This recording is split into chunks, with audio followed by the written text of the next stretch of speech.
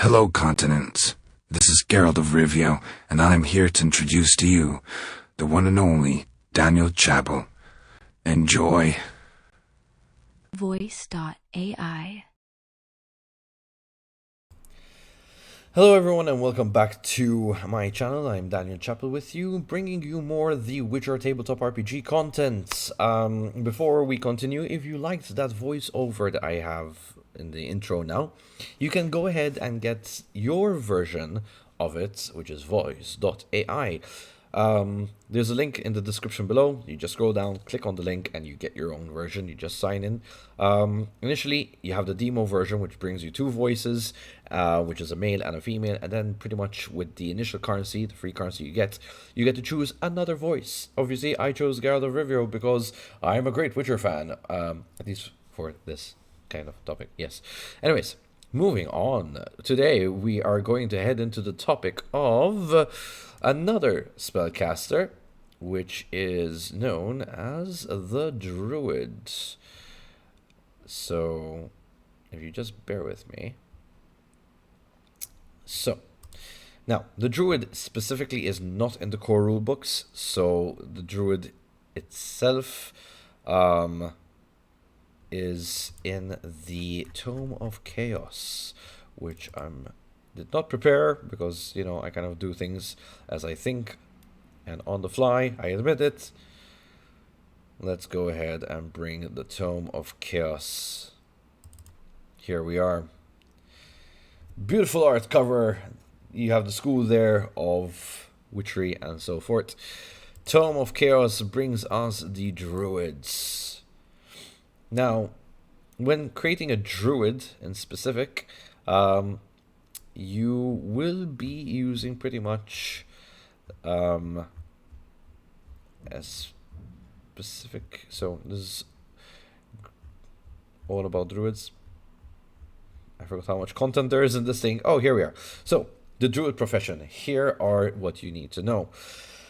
You have pretty much a priest here, right? The only difference is your defining skill is Rite of Oak and Mistletoe.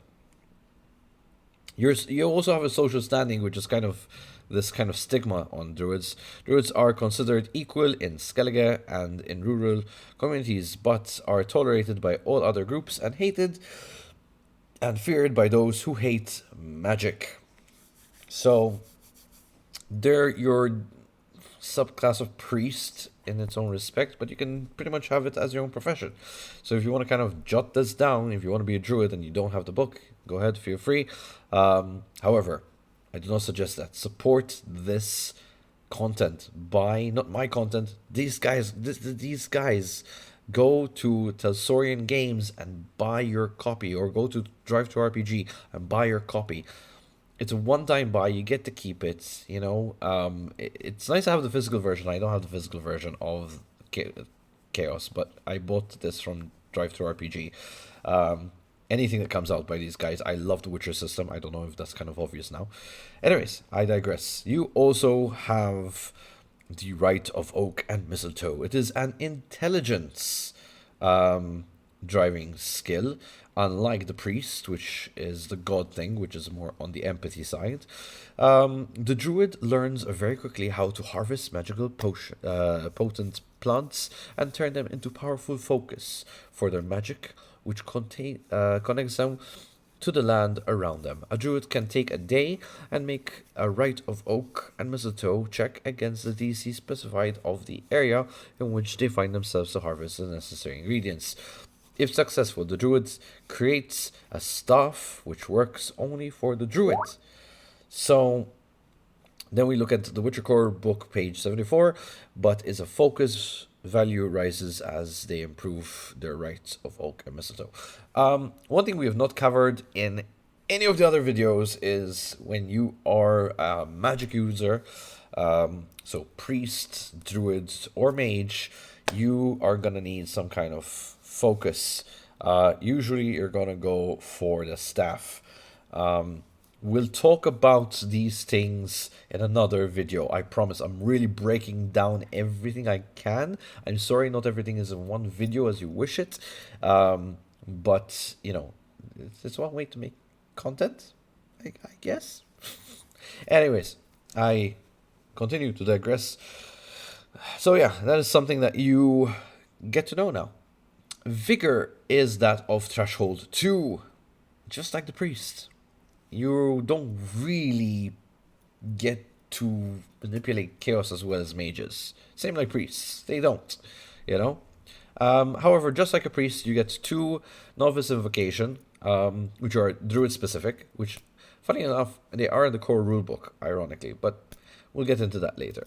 2 novice rituals, which is pretty much the same rituals all throughout, and 2 lower danger hexes, which again you're going to find all throughout the other books. And then you have the relevant skills and your gear, which is a tad different. So as you can see, you automatically get a staff of your choice, but you can easily make your own staff to be more, well, kind of better in your current zone.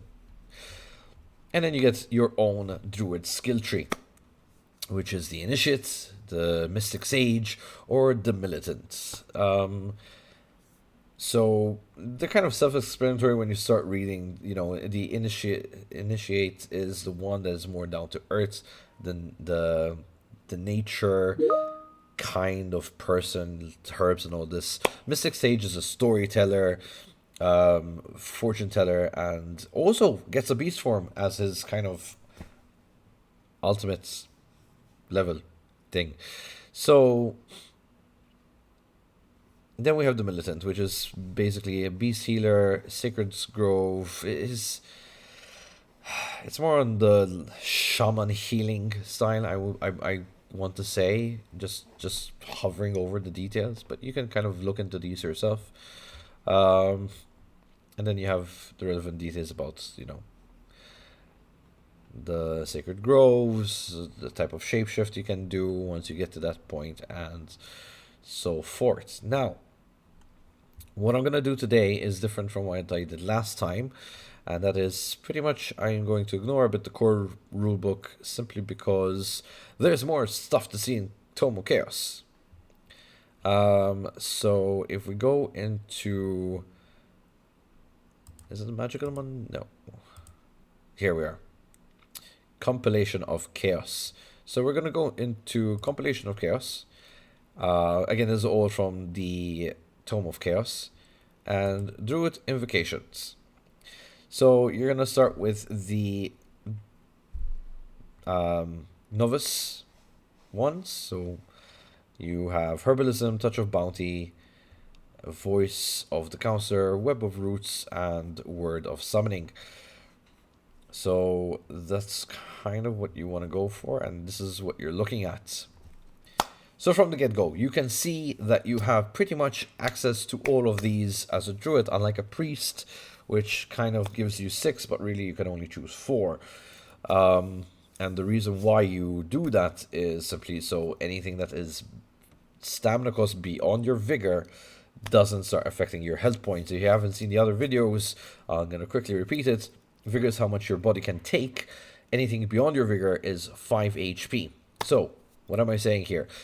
Since we have 2 vigor at start of character creation, Voice of the Counselor, which costs 3 stamina, is going to take that 3 stamina, but the extra point of stamina beyond your vigor is going to also take 5 HP damage into you. So it's going to take a heftier cost to do this. Some people might say, yeah, sure, why not take the risk? I had a friend of mine who's in the campaign at the moment, and he's kind of looking at this going like, feels very warlocky. But really and truly, isn't any spellcaster kind of doing this? Warlock just really depends on such a sacrifice. That's what we're kind of saying. It's just a moment of, okay, I'm really sacrificing myself here just to do this. So, you know, it's for the greater good, or because we really need it, or whatever reason you have. So, before I digress any further, over here you have the 5 invocations. Is that 5? Yeah, 5. 5 invocations. So you're 1 less than a priest here. You have Herbalism, which will cost you 2 stamina. And The herbalism allows you to create an elixir using an ancient druid practice instead of the traditional alchemy. As long as all the ingredients for the elixir are plants, you can roll a spell casting check instead of the alchemy check when creating the elixir or the recoveries or in the recovery step. So it's you're kind of trading one thing for another here when you're making your builds. So I would suggest you start off with these just to have an idea, and then you go to the points and kind of look at how you're going to balance things out. So that's pretty cool. You have Sigil of Bounty, one stamina cost, widely used by druids who would advise rural communities. Sigil of Bounty imbues an aspect of nature with vigor to cause one of three effects.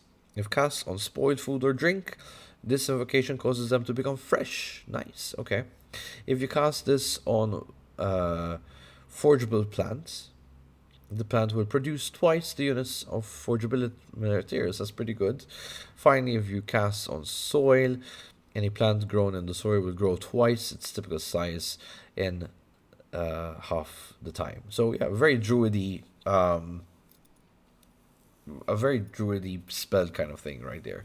So, and the duration stays for 1 year, man. So it's not just like, it's not just one time thing there and then overnight it goes. It's kind of stays there, so it's pretty good. So let's say, how is this useful? Okay, you go into a place pretty poor. Everything is kind of molded and you know, like dry, stale, sour plants, fruit that should be kind of ripe. It's anyways, you get where I'm going with this. You kind of do this thing, you're all happy, hey, you have food now and all that.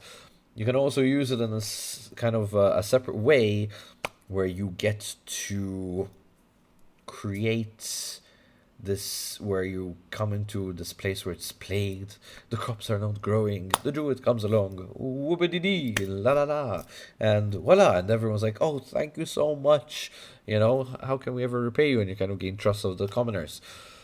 You can really be creative about this stuff, guys, come on, like, I don't need to explain this. Web of Roots. Now, Web of Roots allows you to take control of the roots of a nearby tree to grapple a target.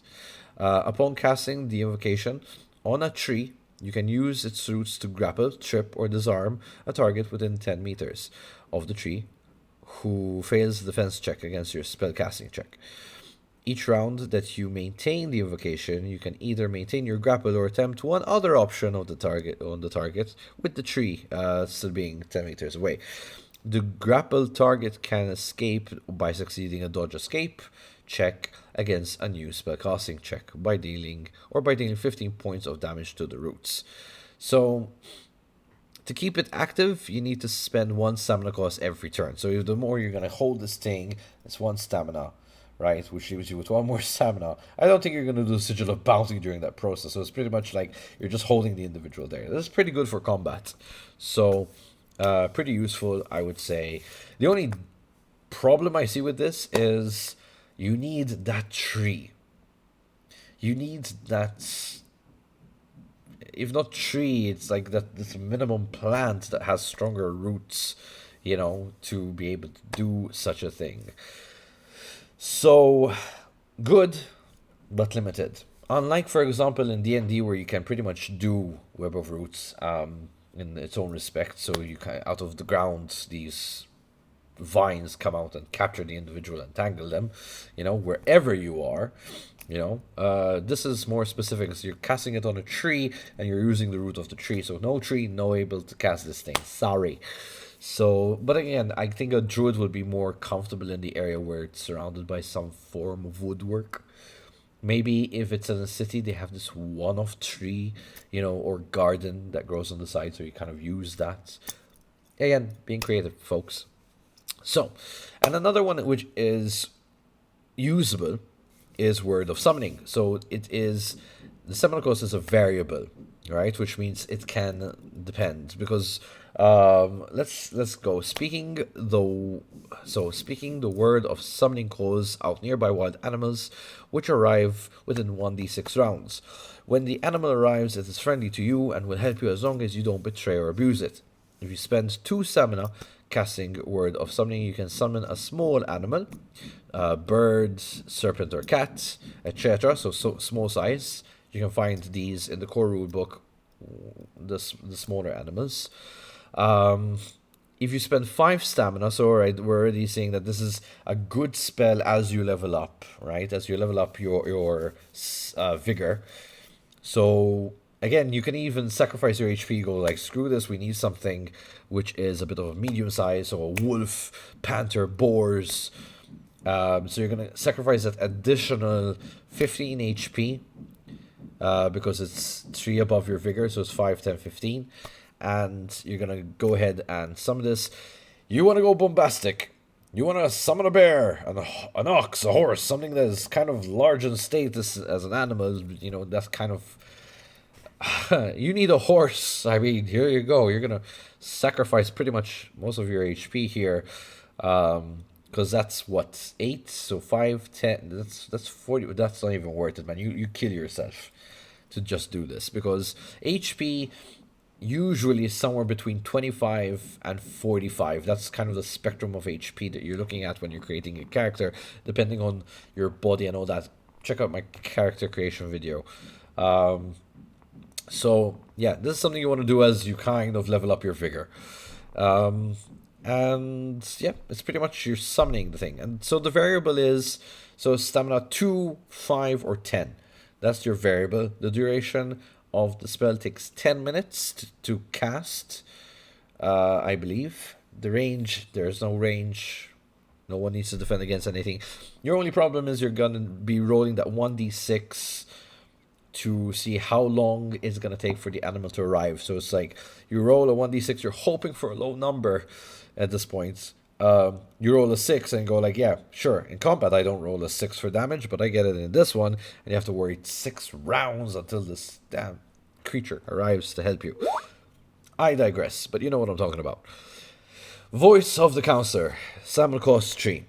The voice of the counselor allows you to imbue your words with inspiration. For the duration of this invocation, you can either make your voice boom louder enough to be heard from away, or whisper in the ear of one person within range. Additionally, you can gain a +4 to your leadership check. So this is pretty cool. This reminds me of the moment that Lord of the Rings, when he's talking to Frodo and this big, oh, Frodo. I don't know if you remember that part from Fellowship of the Rings where he's kind of big. Sorry, I don't really snip any videos to make this more entertaining. It's kind of just do it on the fly and publish. This is where I'm at with my YouTube channel at the moment. Sorry. Anyways, so that's kind of what I'm imagining here. Obviously, as you level up, you keep going and so forth. So that is your Druid Invocation from the Tome of Chaos. Now, I'm going to head over to the core rulebook. Why, you might ask? Because the weird part is, in the Priest Invocation, you can be a Priest Druid. So if that's what you want to go, that's pretty much here. Novice Druid Invocations. There's an additional 6 in the core rulebook. It was very clunky when they did this, mind you, as a profession, but hey, here we are. Boiling Blood.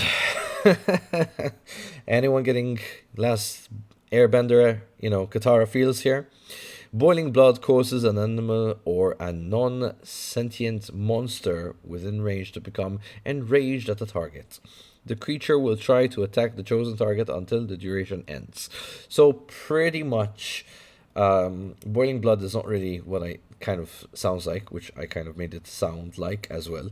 It's more of the fact that you're gonna make a creature, non-sentient monster, get angry at someone else. That's what you're looking at here. It is stamina cost 3, so seeing that you do start with figure 2, not the best ideal one to start with. Pretty useful. if the situation calls for it. But anyways, Fiend to Wildkind. Friends to Wildkind. My god, my dyslexia really hit me there. Friend to Wildkind. Okay, so 1 stamina cost, which is within your vigor. Effect. Friend to a Wildkind grants the caster +3 to wilderness survival and to handle the animals. Alternatively, it can calm one animal if the spell casting roll exceeds the animal's will ×3. So that's pretty cool. I mean, you're pretty much charming an animal here, right? For a short period of time. So that's pretty nifty. Nature Scythe. Nature Scythe allows you to see creatures that are not naturally to this realm. This allows you to see monsters within 50 meters, even though there are obstacles. Monsters seen in the view appears as glowing version of themselves. So I'm guessing it would be like one of those video game moments where you see the outline of the individual past the thing. It's like Shadows of Mordor when you go into that shadow mode and you see all the shadows. It's just that one particular monster. Cursed Illness. Now this is quite interesting. It's a variable stamina cost. Cursed Illness causes one target to fall ill. The illness manifests differently based on how many stamina points you're spending. At 2, it causes the target to double over coughing and staggers them.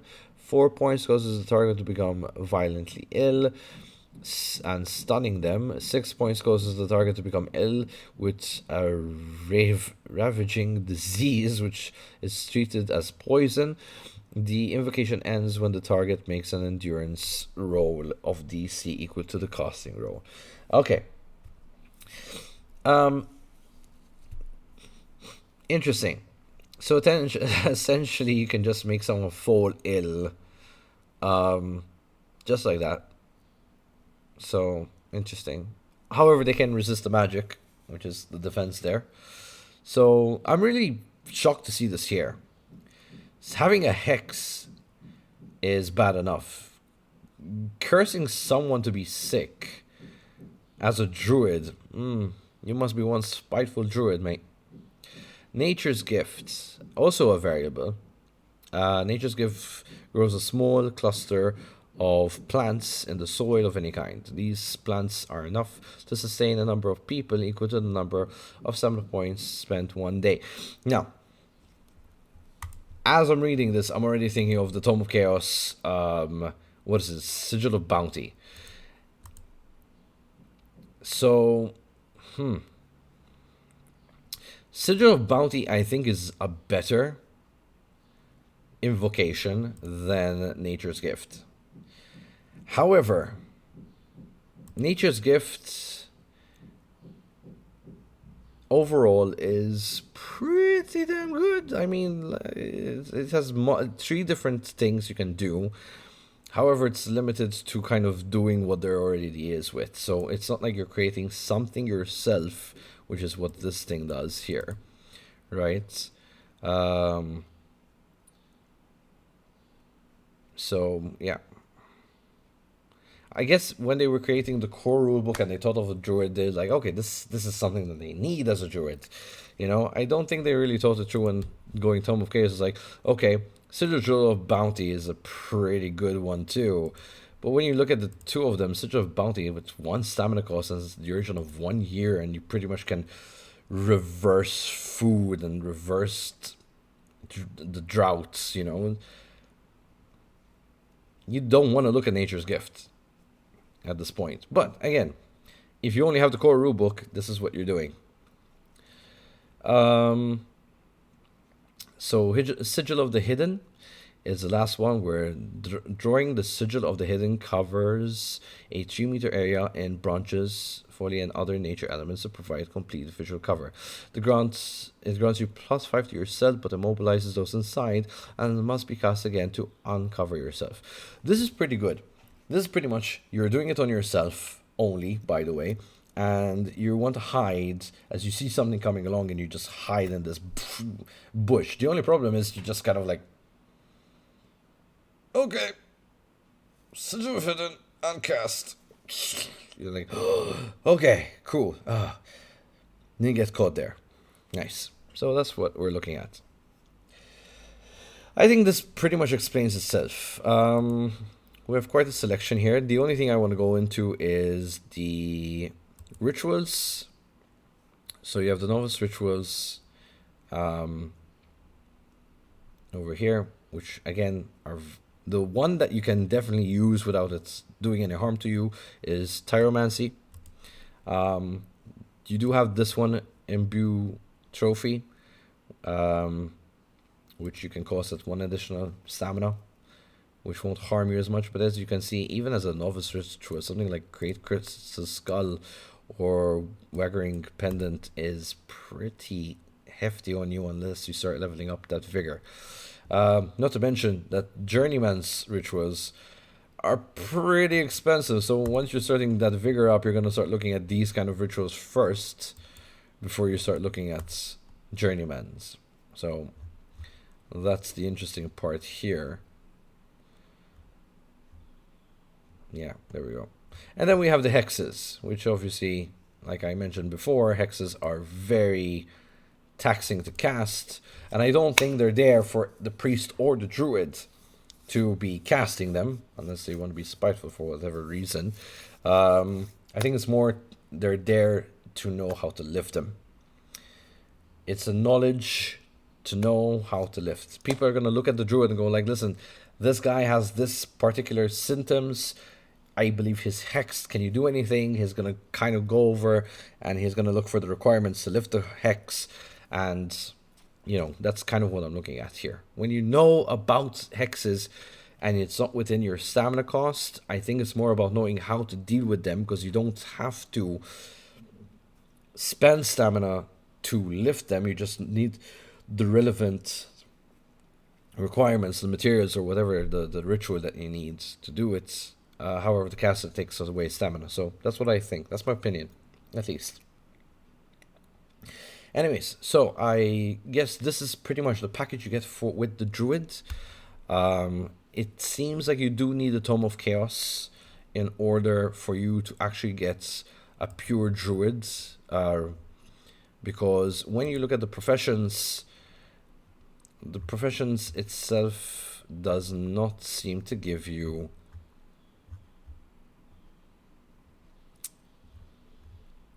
that. So, mage, man-at-arms, merchant, priest, witcher. And it stops there. No druid. However, I guess it's a priest of a certain sort, and then you can decide to go for the druid stuff later. I'm just going to go over this really quick to make sure I'm not missing anything. Yeah, in fact, even the skill trees in the core rulebook, there is no druid skill tree at all. So if we go into the priest one, there is the druid. So you can be a priest but a druid in the same time. There it is. However, I don't think they really thought it through and just made druid its own